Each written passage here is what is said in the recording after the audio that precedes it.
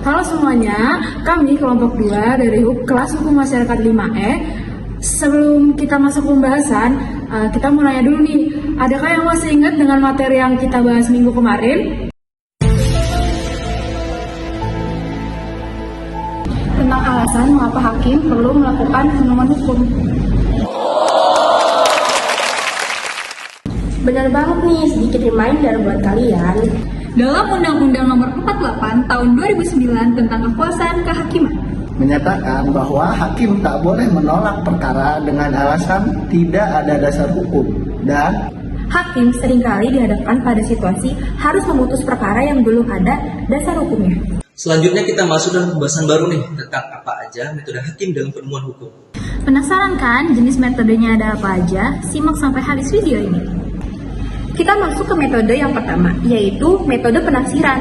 Metode penafsiran dapat dibedakan ke dalam beberapa jenis, yaitu Metode penafsiran subsumtif, yaitu hakim harus menerapkan suatu teks undang-undang terhadap kasus in concreto dengan belum memasuki taraf penggunaan penalaan logis. Contohnya, seorang hakim pidana harus mengadili suatu perkara pidana di mana penuntut umum mendakwakan bahwa terdakwa melakukan pencurian. dalam hukum pidana Indonesia, pencurian diatur dalam pasal 362 KUHP yang menuntut terpenuhinya beberapa unsur pidana. Yang pertama, mengambil barang sesuatu. Yang kedua, yaitu seluruhnya atau sebagian milik orang lain. Dan yang ketiga, dengan maksud untuk dimiliki. Yang keempat, secara melawan hukum. 2. Metode penafsiran gramatikal, yaitu menafsirkan kata-kata dalam undang-undang menurut kaidah hukum tata bahasa.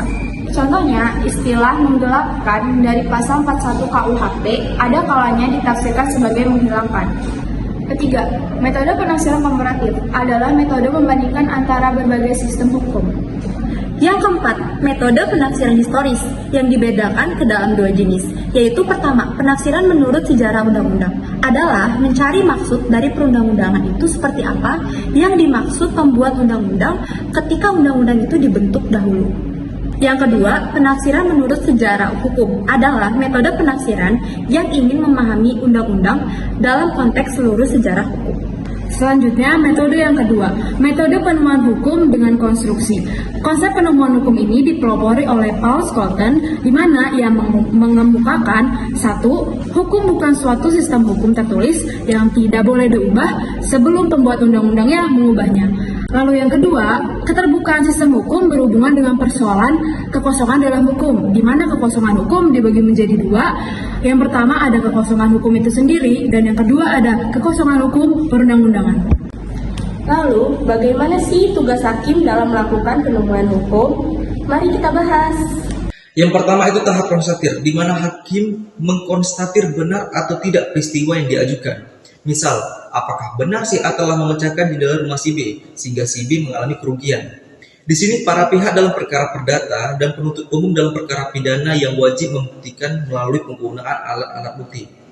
Dalam tahap konstatir, kegiatan hakim itu bersifat logis. Penguasaan dan pembuktian bagi hakim itu sangat dibutuhkan dalam tahap ini.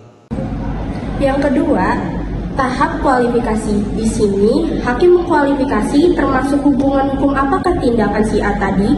Dalam hal ini, diskualifikasi sebagai perbuatan melawan hukum sebagaimana diatur dalam pasal 1365 Kitab Undang-Undang Hukum Perdata. 3. Tahap konstituen. Dalam tahap ini, hakim menetapkan dan atau menerapkan hukumnya terhadap fakta yang telah ditemukan dalam tahap konstituen.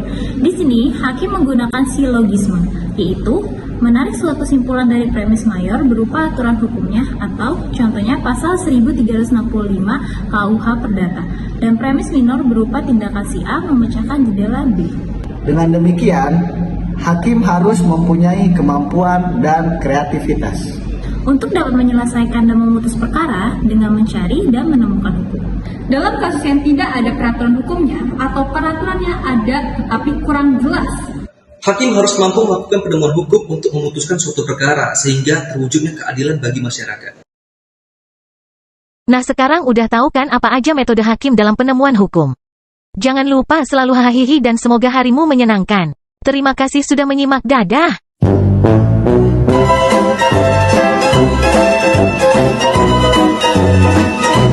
Another one, thank you. Another one, thank you. Another one, thank you.